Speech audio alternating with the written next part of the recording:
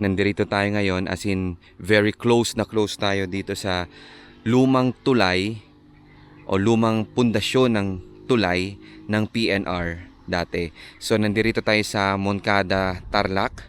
Kung hindi ako nagkakamali, parang pa-boundary na po ata ito ng Moncada at saka Paniki, parang ganon. Hindi ko lang sure. Pero barangay, ano bang pangalan nun? Barangay Santa Lucia East yung natatandaan ko eh.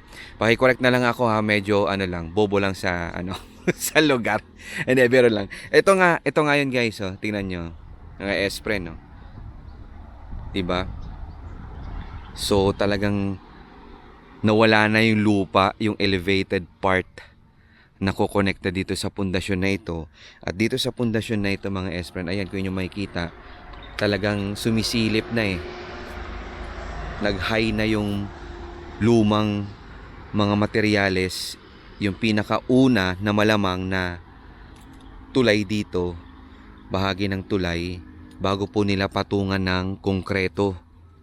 Ayan, kasi syempre alam nyo naman sa kasaysayan mga S-friend, nag-umpisa at isa talaga ito sa mga dinaanan, original na dinaanan ng North Line Railway nung inintroduce po siya as Ferrocarril de Manila Dagupan sa panahon pa ng mga Kastila. So mga 1890s. So alam nyo naman kapag Kastila, ganito po talaga.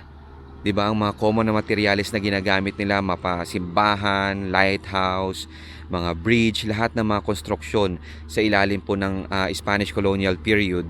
Siyempre mga bricks talagang ginagamit nila yan at makikita talaga natin yung katibayan mga esprendo dahil hanggang sa kasalukuyan nakikita pa rin po natin at nandirito.